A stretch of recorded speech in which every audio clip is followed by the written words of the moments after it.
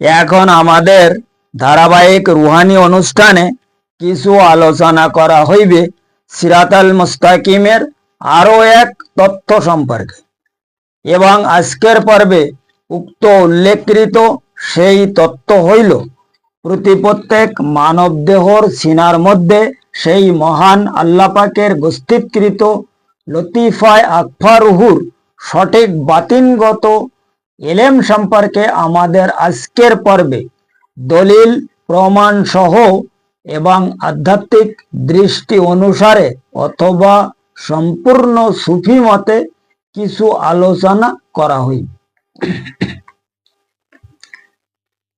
কারণ উক্ত উল্লেখকৃত সেই মহাকঠিন রুহানি বিষয়কে যদি সঠিকভাবে উপলব্ধি করা যায়, তবে বর্তমান জামানার প্রত্যেক মানব গোষ্ঠীর সিনার মধ্যে সেই মহান আল্লাহ পাকের গোষ্ঠীকৃত লতিফায় আকফা রুহুর বাতিনি এলেম সম্পর্কে এবং সিরাতাল মুস্তাকিমের সঠিক হাকিকত সহ বর্তমান জামানার প্রত্যেক মানব গোষ্ঠী আরো বহু এলেম অর্জন করার জন্য সঠিক রুহানি হিসাব অনুযায়ী এবং বাতিনি তালিম অনুসারে অবশ্যই সক্ষম হইতে পারিবে ইনশাআল্লাহ তাআলা।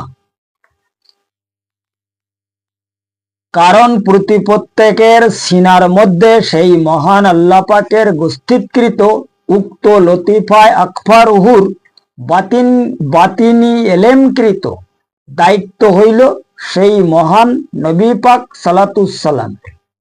কারণ উক্ত দায়িত্ব সেই মহান আল্লাহ পাক তাহাকেই প্রদান ফরমায়। কাজেই উক্ত লতিফায় আকফা রুহুর বাতিনি এলেম হাসিল করার জন্য সেই মহান নবী পাক সালাতুসালামের দিদারে মুস্তফা হাসিল করিতে অবশ্যই হইবে। কারণ উক্ত লতিফায় আকফা রুহুর রুহানি ওসিলায় প্রত্যেক মানব গোষ্ঠী এই দুনিয়ায় কথা বলে। যাহাদের সিনায় উক্ত আকফা রুহু নাই, তাহারা কথা বলার জন্য কোনো মতে সক্ষম নহে। কিন্তু যাহারা উক্ত আকফা রুহুর ওসিলায় এই দুনিয়ায় জাহিরগতভাবে কথা বলেন, ঠিক তদ্রূপ অনুযায়ী বাতিনগতভাবে কথা বলার জন্য উক্ত লতিফায় আকফা রুহুর বাতিনি এলেমকে অর্জন করিতে হইবে, এবং উক্ত বাতিনি এলেম অর্জন করার জন্য সেই মহান সরকারে দু আলম সালাতুসালামের দিদারে মুস্তফা হাসিল করিতে হইবে। অতঃপর যাইয়ে উক্ত আকফা রুহুর বাতিনি এলেম প্রকাশ হবে। কারণ উক্ত আকফা রুহুর বাতিনি এলেম যতক্ষণ পর্যন্ত প্রকাশ না হবে, ততক্ষণ পর্যন্ত কোনো ব্যক্তি সেই মহান নবী পাক সালাতুসালামের বাতিনগত পরিচয় সম্পর্কে সে উপলব্ধি করিতে কোনো মতে সক্ষম নহে। যাহার কারণে সেই মহান নবী পাক সালাতুসালাম এক হাদিস মুবারকে তিনি ইরশাদে গ্রামীণ ফরমায়া, খুলাকতুল উলামা মিন সুদুরি, অর্থাৎ তিনি ফরমায়া, আলেম তাহারাই যাহারা আমার সিনার সঙ্গে তাহাদের সিনাকৃত রুহানি সম্পর্ক স্থাপন করিয়াছে। কারণ এই যে হাদিস, এই হাদিসের মাধ্যমে পরিষ্কারভাবে উপলব্ধি করা যায় এবং করিতে হইবে যে সেই মহান নবী পাক সালাতুসালামের সিনাকৃত রুহানি এলেম আমাদেরকে উপলব্ধি করার জন্য আমাদের সিনার মধ্যে যে রুহু রয়েছে, এই রুহুকে সবাল করিতে হইবে, এবং এই রুহুর মাধ্যমে উনার যে এলমি কথাবার্তা, উনার যে ফায়েজ, উনার যে নজরে কিমিয়া মতলব কিমিয়ায় রহমানি যে হিসাব কিতাব, এইগুলো ঠিকভাবে বোঝার জন্য আমাদের সিনাকৃত লতিফায় আকফা রুহুকে সবাল হবার দরকার আছে। না হলে উনার যে ফায়েজ মোবারক এইটা কিভাবে রিসিভ হবে, এইটাকে রিসিভ করার জন্য ওনার সেই মহাপবিত্র কালাম, যে রুহানি কালাম, এই কালামকে আমাদের রিসিভ করার জন্য আমাদের মধ্যে তো একটা কিছু লাগবে। আমাদের যেমন আমরা যদি কারোর কাছে মেসেজ দেই, মোবাইলের মাধ্যমে মেসেজ পাঠাবার চিন্তা ভাবনা করি, যেহেতু আমাদের মোবাইল আছে, কিন্তু ওই ব্যক্তি যদি মোবাইল না থাকে তাহলে জীবনও মেসেজ যাবে না। ওর মোবাইল যদি ডিসচার্জ থাকে, ওর মোবাইলে যদি ব্যাটারি না থাকে, ওর মোবাইলে যদি রিচার্জ না থাকে, তাহলে কোনো মতে আমরা যত যত হাজারো মেসেজ দেই না কেন, মেসেজ কোনো সময়ের জন্য তার মোবাইলে উপস্থিত হতে পারে না, পৌঁছতে পারবে না, প্লাস সে কোথা থেকে জানবে।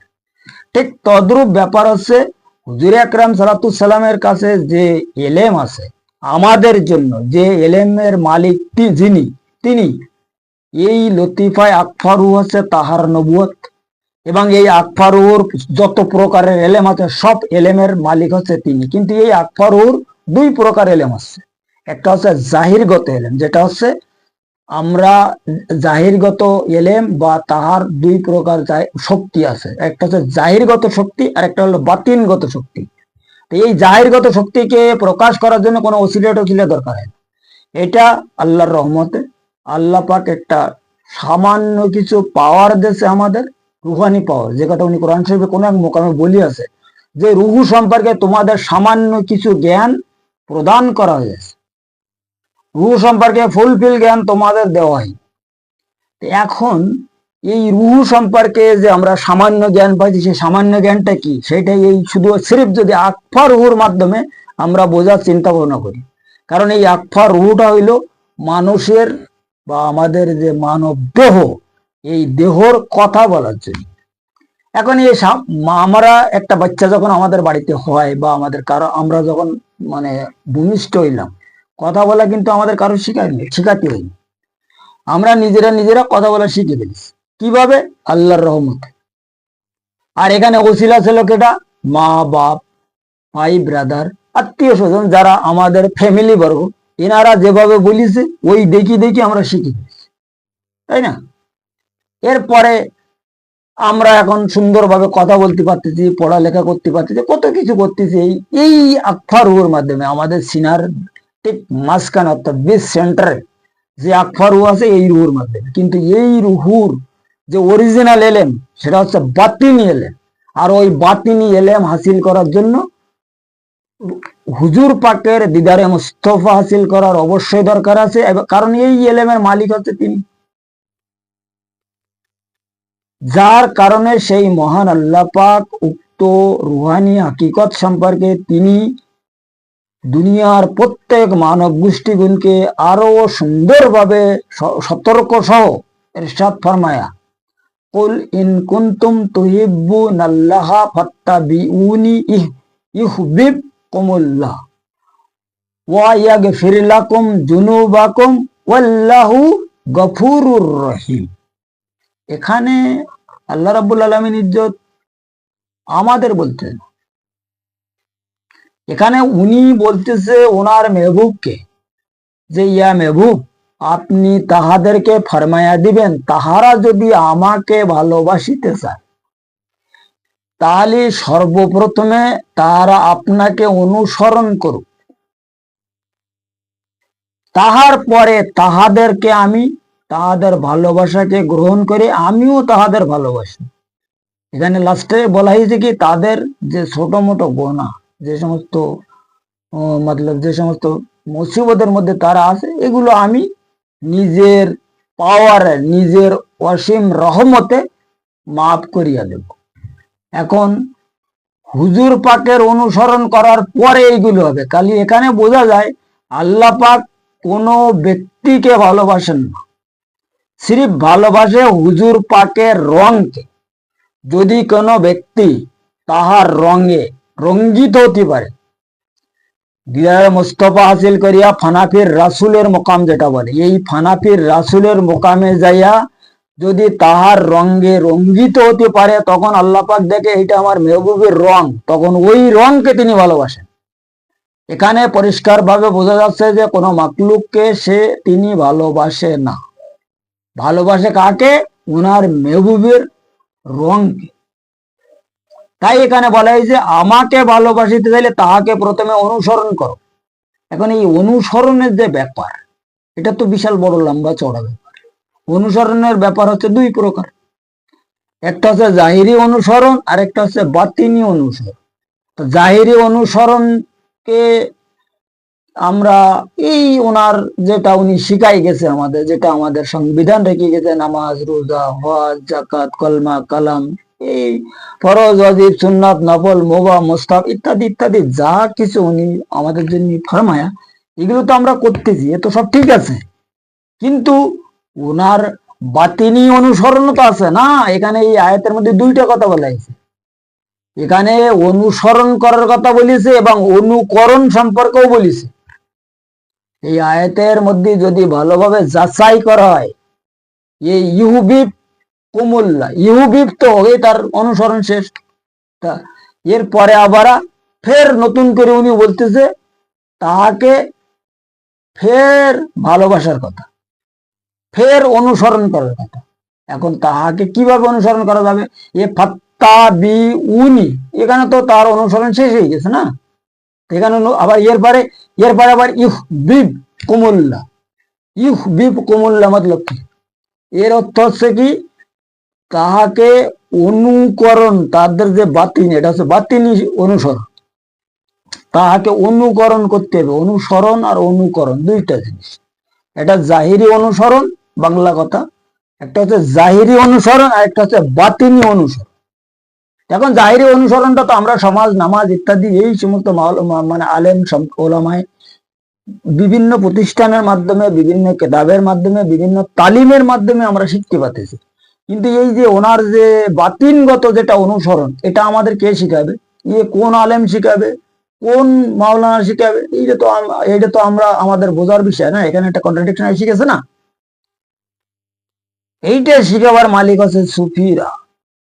তাই আজকের ভূমিকায় আমি বলেছি সুফি তত্ত্ব সহ, আজকের আলোচনা সুফি তত্ত্ব সহ।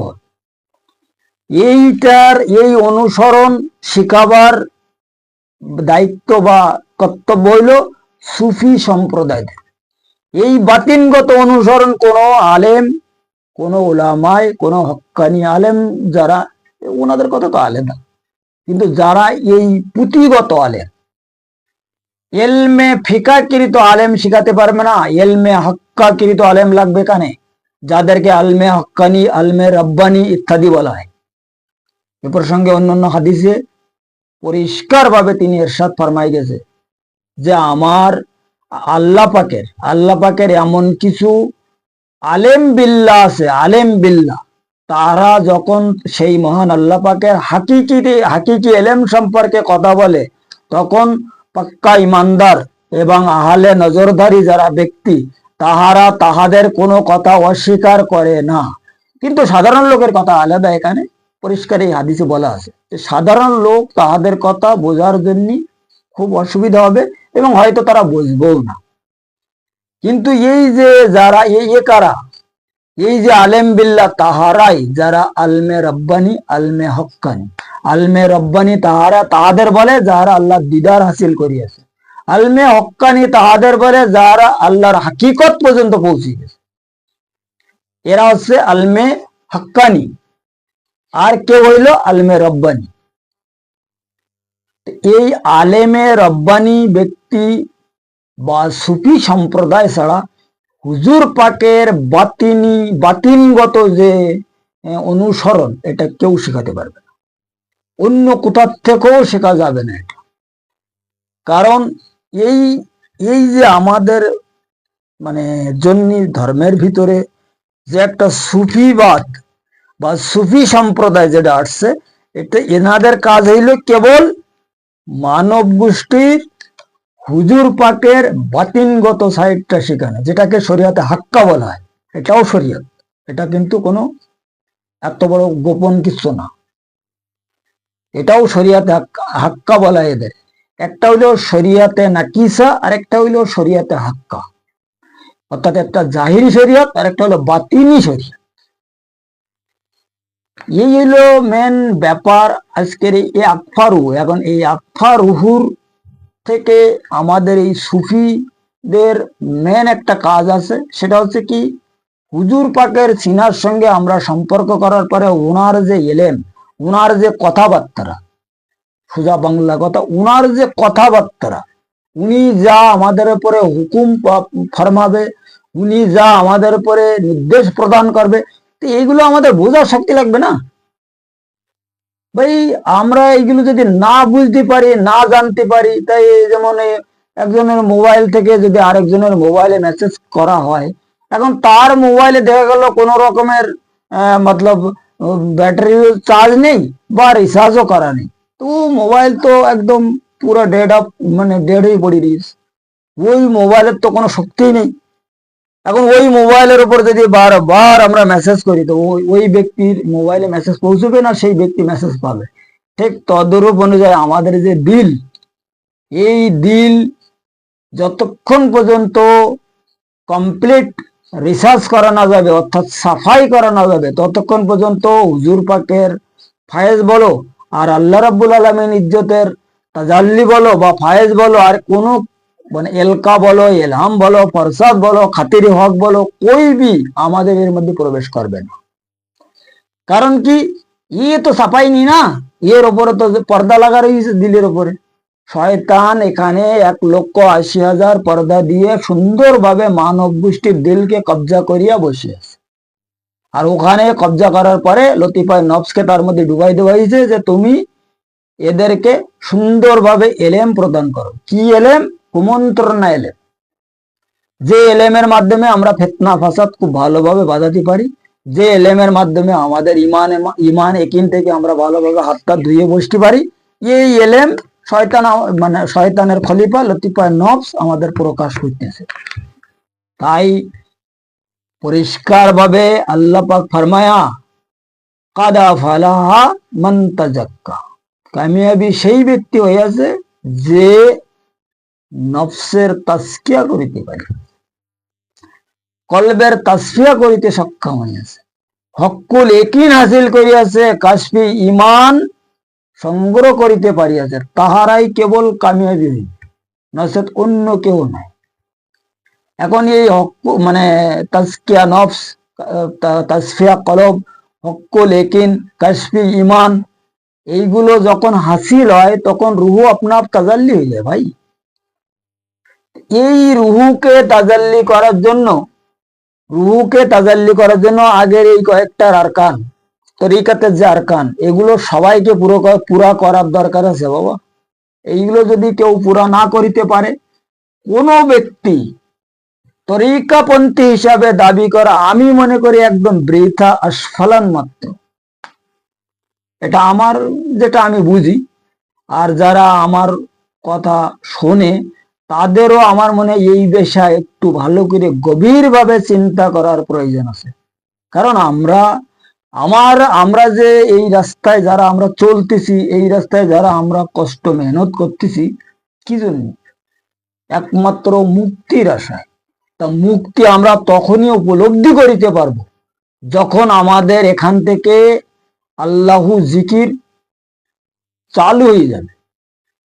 আমি যদি একজনের বাড়িতে বা কারোর দোকানে কি কারোর আন্ডারে কারোর কোনো কলকারখানায় কোনো ইন্ডাস্ট্রিজে কাজ করি, এখন মাসের শেষে ওই মালিক মহাজনেরা আমার কি টাকা পয়সা দিচ্ছে, আমি কি পাচ্ছি বেতন, এটা তো আমার দেখার দরকার আছে। 5 টাকা পালাম না, 10 টাকা পালাম না, 100 টাকা পালাম না, 50 টাকা পালাম কি পালাম না, এটা তো দেখার দরকার আছে না। এখন আমরা যে তরিকা করতেছি, তাই না ভাই, ঠিক তদ্রূপ অনুযায়ী এই তরিকা করার করতেছি আমরা, এর যে আমরা কি পাচ্ছি, এইটা দেখার মূল হইল এখানে আল্লাহু জিকির। যখন আল্লাহু জিকির চালু হয়ে যাবে তখন আমরা মনে করতে পারবো যে হ্যাঁ, আমরা একটু কিছু পাইছি এই রাস্তায়। কি পাইছি? ইমান। কারণ কোরআন শরীফ পরিষ্কার, সূরা রাদের 28 নম্বর আয়াত আল্লাহ পাক খোদ বলিয়াছে যে আমি ইমানদার তাহাদের মানে যাদের দিল কিংবা কলব আমার জিকিরে মশগুল থাকে। তা যখন আমাদের দিল বা কলব জিকিরি, আল্লাহ জিকিরে মশগুল হয়ে যাবে, তখন তো আমরা দলিল মতে পাক্কা ইমানদার। এখন যদি আমার কেউ বেঈমান বলে, কেউ ভণ্ড বলে, কেউ বদমাশ বলে, ওদের কিছু যায় আসে না। কারণ আমি তো নিজেই জানি না যে আমি কেডা। এই হলো মূল কথা। এই রাস্তায় চলতে গিয়ে বহু কথা বলবে, বহু লোকে বহু রকম কিছু বলবে, কেউ ভণ্ড, কেউ বদমাইশ, কেউ কইতা বলুক, কত অসুবিধা নেই। এই রাস্তা চলতে গেলে কথা বললে হবে না। কেটা কি বললো আর কেটা কি করলো দেখার রাস্তা না এটা। কথা বুঝতে পেরেছেন? এই রাস্তাটা হচ্ছে চুপচাপ কাজ করার রাস্তা আর স্টক করার রাস্তা। স্টক। তাই হাতেম তাই এক জায়গায় বলিয়ে ফরমায়া, উনি খোদ বলিয়েছে যে নেকি করো দরিয়া মে ঢালো। এখন এই নেকি করো দরিয়া মে ঢালো এই কথাটার অর্থ তো এখন বিভিন্ন ফকির দরবেশের মুখে বিভিন্ন কায়দায় বিভিন্ন ভাবে মানুষের বোঝানো হচ্ছে। পাতা নেই কেটা কোন কায়দায় বোঝাচ্ছে, আল্লাহ মালিক জানে আর তারাই জানে। আমিও বহু লোকের মুখে শুনেছি বিভিন্ন কায়দায়, কিন্তু শুনি, কথা বলি। কারণ কি, এখানে আতেম তাই যে কথাটা বলি সে কথাটা কেউ তো জানে না, কেউ বুঝেও না। কারণ কি, শরিয়াত যেটা, এটা হচ্ছে একটা মানে সীমিত জায়গা। মনে করে একটা পুকুর বা তালাব, এই পুকুর তালাবের মধ্যে বারবার যদি কোনো জিনিস রাখা হয়, বারবার কোনো কিছু রাখা হয়, তো ও কিন্তু ভর্তি থাকে, ওখানে পানি খারাপ হতে থাকে। ওই পানিতে যদি আমরা কোনো রকমের কোনো জিনিস আমরা সবসময় ঢেলতে থাকি, তাহলে ও পানি কিন্তু ওর কোনো দোষ কাটে না। কেন কাটে না? ও তো বদ্ধ না, ওর পানি কোনো জোয়ার ভাটা হচ্ছে না, না কোনো দিক জাতি দেখতেছে। এখন ওর মধ্যে আমরা দুনিয়ার সব কাঁচড়া মাছড়া ও তা সব যদি নিয়ে ঢেলতেই থাকি সবসময়, তো পানি তো খারাপ হবেই। এ হলো শরিয়াত, ঠিক তদরূপ ব্যাপার। শরিয়াতে কি জন্য খারাপ হচ্ছে এটা আমি পরে বলতেছি। এইবার এইসব তরিকাতের ব্যাপার। তরিকাত হচ্ছে একটা জোয়ার ভাটা খেলা নদী। ও গেলাম, তুমি কতটা জিকির করেছো এখানে আনগিনতি করতে হবে। কোরআন শরীফ পরিষ্কার লেখা আছে যে আনগিনতি জিকির করতে হবে, গুনি গুনে জিকির করার কাজ না। শরীয়তের মধ্যে তো আমরা গুনি গুনি জিকির করি, 1000, 2000, 5000, 10,000, গুণ। এখানে আনগিনতি জিকির করতে হবে। তুমি কার উপকার করলে না উপকার করলে এটা তোমার মনে রাখলে হবে না। এটার দেশও মানে ডাইনারদের দেশও বাবা মার কোনো খবর রাখছে না। এইবার দেওয়ার পরে চুপচাপ ভুলে যেতে হবে আমি কার ভালো করেছি, কার মন্দ করেছি, কার কি করেছি, কার না করেছি। ও দেওয়ার সাথে সাথে ওটা ভুলে যাওয়া মানে ওটা ওটা নদীতে চলে গেল। তোমার কাছে যদি জিজ্ঞাসা তুমি কি করো, বাবা আমি কিছু জানি না। তুমি কিছু জানো, আমি কিছু জানি না, কিছু করি না, কি করি আমি কিছু জানি, ব্যাস। আমার যদি কেউ বলে ভণ্ড, তা হ্যাঁ ভণ্ড, বদমাই, এটা হ্যাঁ বদমাই। যদি কেউ বলে তুমি চোর, অমুক তমুক, যা বলো তাই। কিন্তু শরিয়াতের মধ্যে কি সমস্যা, আমি এতটা নামাজ পড়েছি, আমি এতটা রোজা রাখেছি, আমি এতটা হজ করেছি, আমি এত বড় দামের কুরবানি করেছি, আমি করেছি, আমি তা করেছি, কি এই যে আমরা যা করতেছি এর মধ্যে তো রিয়া তো আসতেছেই। আর তারপরে ওই জায়গায় এক জায়গায় ওই সব জাম হয়ে লাস্টে দেখা যাচ্ছে ও কইছে বুঝলে সব নষ্ট হয়ে যাচ্ছে। তাই হাতেম তাই বলেছে নেকি করো দরিয়া মে ঢালো। দরিয়া কি, দরিয়া সবসময় বেরিয়ে যাচ্ছে, ওখানে তো কোনো সমস্যা নেই, যত বড় ঢালো। দরিয়ামের যাওয়ার তো দেখা যায় না, তো ওখানে কি রাখলাম, ও তো চলে গেছে স্রোত, এরপর রাখলাম ও চলে গেছে, ফের রাখলাম ও চলে গেছে। স্টক হচ্ছে থাকে ওধার কোথায়, দিলের মধ্যে। এবার যখন দিল ভরে যায় তখন উপরের দিকে দিলের মধ্যে যে সমস্ত মাকলুক আছে আল্লাহর, ওরা উপরের দিকে পাঠাই দেয়। আর উপরের দিকে যে সময় পাঠানি শুরু করে ওই ওই বস্তু, তখন উপরতে আল্লাহ দেখে ঠিক আছে তাহলে আমিও একটু পাঠাই। ওরা যখন আমার দিকে এক কদম এগিয়েছে, আমি একটু এক কদম আগি। তা বান্দা যদি আল্লাহর দিকে এক কদম আগে, তা আল্লাহ 2 কদম আগে, 10 কদম আগে। এখানে লেখা আছে একটা নেকি করলি 10টা নেকি, তাই না? কোরআন শরীফের একটা হরফ পড়লি 10টা নেকি পাওয়া যায়, এরকম লেখা আছে। যাই হোক, 10টার দরকার নেই, একটা তো মানি আমরা। তো ওই উনি যখন ও দেখতে এক কদম আসে, আমরা এক কদম জাতি জাতি, মাঝখানতে যখন একদম জুড়ে যায়, তখন এইটার নাম হয় সিরাতাল মুস্তাকিমের রাস্তা। ফাস করুনি আজ করুকুম অশকুরুলি ওলা তাকফুরুন। তোমরা আমাকে স্মরণ করো, আমিও তোমাদের স্মরণ করো। উভয় স্মরণের মাধ্যমে তোমার সঙ্গে আমার সম্পর্ক স্থাপিত হবে, যে সম্পর্কের মাধ্যমে তোমরা আমার নৈকট্য লাভ করবে। এরপরে তোমরা আমার দোস্ত হয়ে যাবা। এই যে অশকুর শব্দের মানে হচ্ছে দোষ। এই যে ফাস কুরুনি ওয়াজ কুরুনি, ফাস কুরুনি আজ কুরুকুম অশকুরুলি, এই অশকুর এ সুরিয়ানি ভাষা। অশকুর মানে হচ্ছে দোষ। কার দোষ? আল্লাহর দোষ। আর দোস্ত মানে ওলি, আর ওলি মানে আল্লাহ। যে আল্লাহ সেই ওলি, আর যে ওলি ওহি আল্লাহ। ये सूरा यूनुসের 62 নম্বর আয়াতে এই প্রমাণ দিচ্ছে ফুল মিলাকে, এর নিগুড় যেটা নিচড় আবিধানিক মানে এই 62 নম্বর আয়াতের এইটাই বোঝায় যে যে ওলি ওই আল্লাহর, যে আল্লাহ ওই উনি ওলি। আল্লাহ পরিষ্কার বলি মানে ফরমায়া যে আমি আশেক এবং আমি মাসেক, আমি ইশক এবং আমি সব। আমি যদি কিচ্ছু না করি তাহলে কোনো বান্দার কিচ্ছু করার ক্ষমতা নেই। আমার হুকুম ছাড়া একটা পাত্তা পর্যন্ত নড়ে না। আমি যতক্ষণ পর্যন্ত হুকুম না করি ততক্ষণ পর্যন্ত কোনো পাত্তার নড়ার ক্ষমতা নেই। কথা বোঝা গেছে? আমরা যতই লাভালাভি করি, আমরা যতই এত কিছু জানি আর অত কিছু জানি, এত লেকচার দেই, অত লেকচার দেই, সব বিশাল লম্বা চওড়া কথা। আমরা বহুত বড় স্কলারশিপ, আমরা বহুত বড় বড় লেকচার দিয়ে দিচ্ছি, আমরা অমুক ইউনিভার্সিটি থেকে আইছি, অমুক বিশ্ববিদ্যালয় থেকে আইছি, সব বাবা ও তো বিশাল লম্বা চওড়া কথা। উদারে তো আমি জাতি চাচ্ছি না, আর উদারে আমি যাইও নি, আর ওইসব কথা আমার বলারও দরকার না। এখন আমার কথা হচ্ছে আমাদের এই যে সুফি সম্প্রদায়ের মধ্যে যারা আছে তাদের জন্য, কারণ তাহারা এমন ভাবে তাহাদের কাজ করতে হবে, তাদের চাল চলন, আচার আচরণ, কথাবার্তার, কাজ কারবার, আখলাক দেখার পরে যেন কোনো ব্যক্তি তাকে বলে ইয়ে অরিজিনাল সুফি। আর অরিজিনাল সুফি তো বলবে কমসে কম, তখন ওই ব্যক্তির নাম আর থাকে না, নাম থাকে কি সুফি। ও সুফি যাচ্ছে, ও সুফি যাচ্ছে। এখন এই নাম যখন পরিবর্তন হবে তখন কামও পরিবর্তন হয়ে যায়, আর কাম পরিবর্তন হওয়ার পরে আখলাক পরিবর্তন হয়ে যায়, আখলাক পরিবর্তন হওয়ার পরে আদর্শ পরিবর্তন হয়ে যায়। তখন কি আদর্শ আছে? এই সেই দিদারে মুস্তফার আদর্শ এসে যায় তার মধ্যে। তিনি যে ফায়েজ ওদার থেকে দেয়, ওই ফায়েজ, ওই রং, যে রংকে আল্লাহ ভালোবাসে, যে রং সম্পর্কে এই সূরায় কি বলে, কোন সূরা এটা, মানে আল ইমরানের মধ্যে পরিষ্কার ভাবে বলিয়াছে উনি যে কুল ইন কুনতুম তুহিব্বুনাল্লাহা ফাত্তাবিউনি ইউহিব্বুকুমুল্লাহ। এরপরে বলিস কি ওয়াগফির লাকুম যুনুবাকুম ওয়াল্লাহু গফুরুর রহিম। ও তো গফুর है, वो सिर्फ गफूर नहीं है, वो गफूर है, सत्तर है, रहीम है, करीम है, पता नहीं क्या किया है वो तो कोनो नाम है, ठीक ठीक है ना, वो तो वो नाम है। लेकिन गफूर এই এখানে তো পরিষ্কার ও বলিতেছে না যে আমি গফুর। তো গফুর মানে কি? রহম করনে वाला। ও ওর নিজের ইচ্ছায় ও সবকিছু করে। এখন ওনার ইচ্ছা হাসিল করা পর্যন্ত আমাদের তো উপস্থিত হইতে হবে নাকি?